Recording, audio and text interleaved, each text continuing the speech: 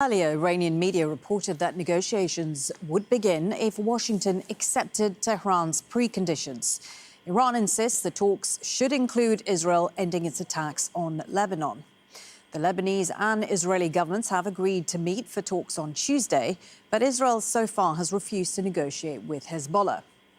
Israel has launched heavy attacks in recent days, striking what it says are Hezbollah targets.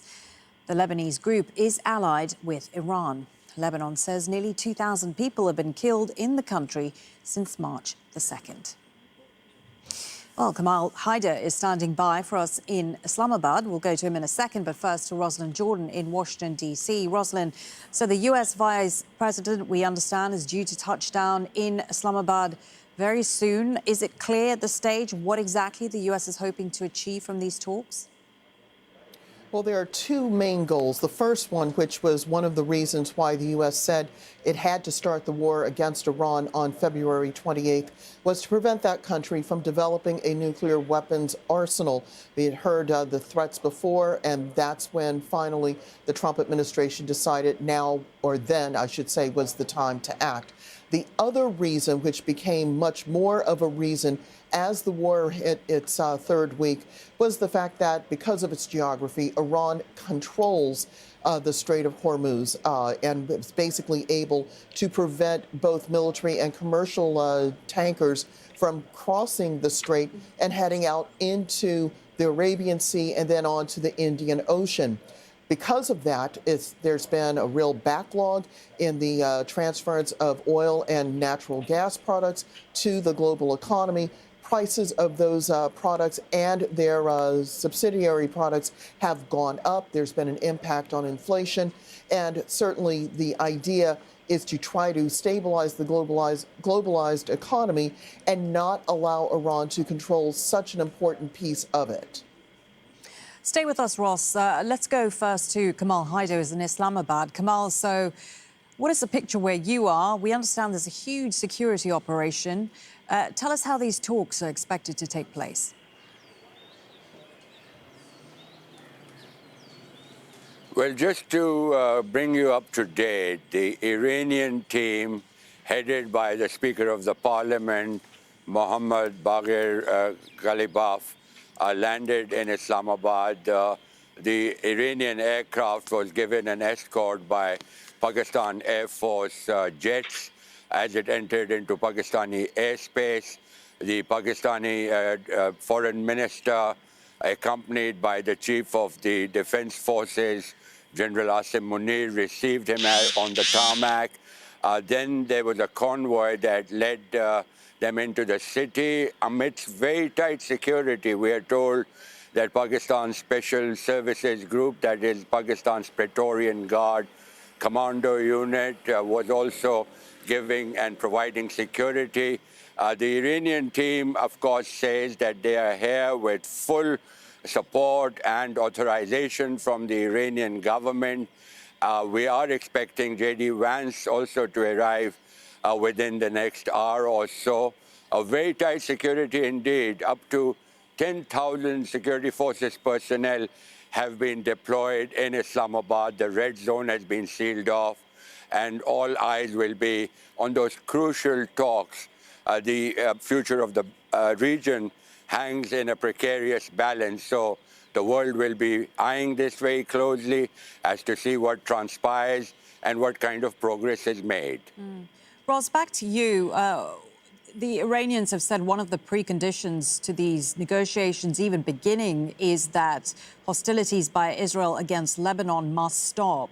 What are we hearing from the Trump administration on that front? How much pressure are they under on Hezbollah and Lebanon? Well, the Trump administration reportedly has been trying to convince Israel to hold its fire, as it were, in order to not endanger this two-week-long ceasefire, which is expected to end on Tuesday, April 21st.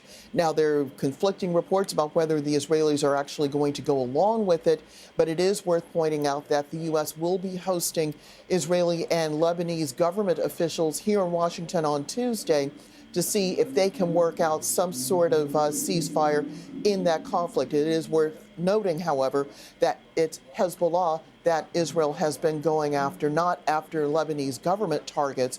And so unless they're going to actually talk to Hezbollah, which Hezbollah says it won't do, then you have to question, well, what's the point of these discussions? But they are going to happen here in Washington regardless. As for the pressure on the Trump administration, there's a lot of pressure. 2 out of 3 Americans in numerous polls say that they want to see the war ended, that they think it has gone too far. They're complaining about the cost of fuel and products that are affected by rising energy costs. Inflation is going back up. That's creating political pressure for the Trump administration. And within the administration itself, there was not unanimity about whether to even start the war in the first place. And it's worth pointing out that the Vice President JD Vance was perhaps the most vigorous voice against launching the war. But now he is the one who's going to be leading the delegation from the United States in Islamabad this weekend. And it's going to be a lot of pressure on JD Vance to try to get a formidable, much stronger ceasefire agreement with the Iranians, given that he is the one who really did not want to see this war start in the first place. OK, thank you for that. Rosalind Jordan there for us in Washington, D.C. Let me go back to Kamal Haider in Islamabad. So, Kamal, tell us more about the role of Pakistan in all this. We know, of course, they played a pivotal role in bringing about the ceasefire. The Pakistani economy also came under major strain because of the war. So they, too, have a lot to gain for making these talks work. Absolutely. Pakistan imports 80% of its fuel and petroleum products from the Persian Gulf. The country's economy has been hit hard because of the closure of the Straits of Hormuz, although the Iranians have allowed some of those Pakistani ships to cross the Strait of Hormuz. The other important thing is that Pakistan's endeavors have borne fruit, primarily also because friendly countries like Saudi Arabia, Egypt, Turkey, and also crucially China have played an important role in supporting Pakistan in this movement and are in constant touch with the Pakistani government. So an auspicious occasion for the Pakistani foreign policy, but at the same time there is cautious optimism as to whether these talks will succeed. I've been told by an important, credible source that the deal is almost done. The preliminary work has been done by the forward teams that arrived before JD Vance's arrival and the Iranian team's arrival.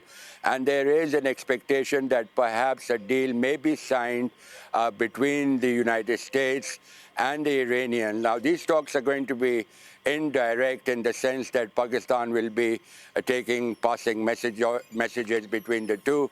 But we are told that most of that work is done. Pakistan, of course, could not have done this alone, although it takes credit and deserves credit. But this would not have come about without the input from friendly countries like Qatar, Saudi Arabia, Egypt, Turkey, just to name a few.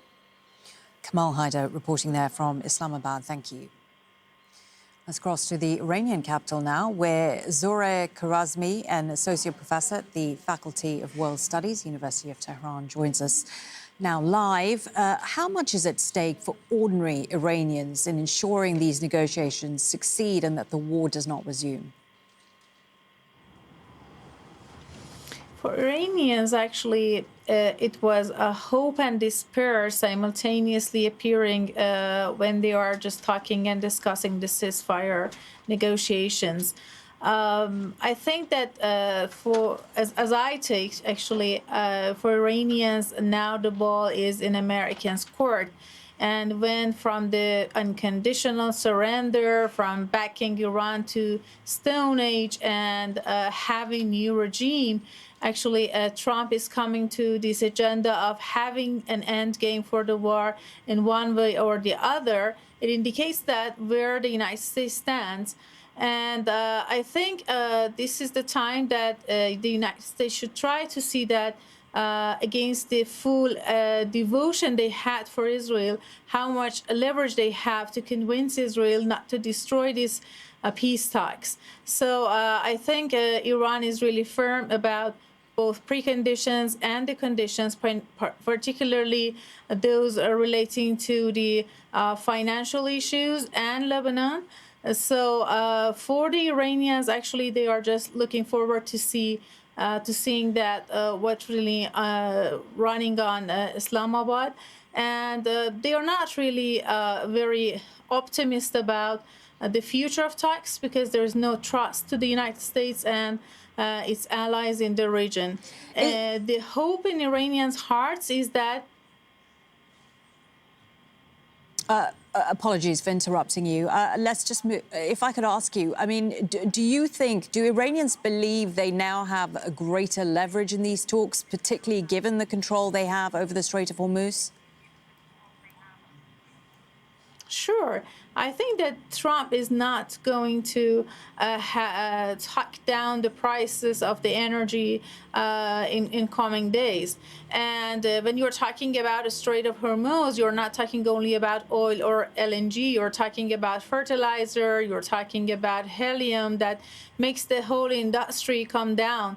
And for the breaking and bringing down the global economy, everybody would blame the United States for taking such a dangerous adventure against Iran. So the United States is in a very delicate situation, and also its allies in the region. And Iran has the upper hand both in the military side and the negotiations. And in terms of the negotiations, we have the U.S. Vice President JD Vance leading the talks. That was on the request, I believe, of Iran. But we also have Jared Kushner and Steve Witkoff involved, who were involved in previous negotiations. How are they likely to be received by the Iranian negotiating team? Actually, when you're talking about the negotiations, you are talking about gives and takes. So I think for Iran, having these two preconditions, that one was the frozen fund of Iran, that's about $6 billion to be released. And at the same time, the Israelis to push back and letting Lebanese actually go back to their homes after months of the actually forced displacement. So and as the actually official account of Iran embassy in South Africa wrote, was that these preconditions were met by Americans. So we should see if in practice they are being realized actually in the fields of the negotiation. Okay. Thank you for your analysis. Zohreh Kharansbi, an associate professor, faculty of world studies at the University of Tehran.